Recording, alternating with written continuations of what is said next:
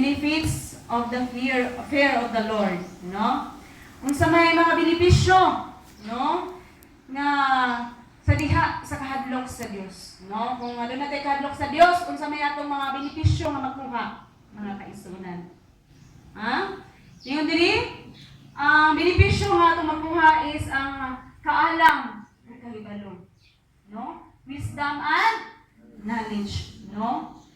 Asa gikan mga kaigsunan ang kaalam ug kahibalo? No?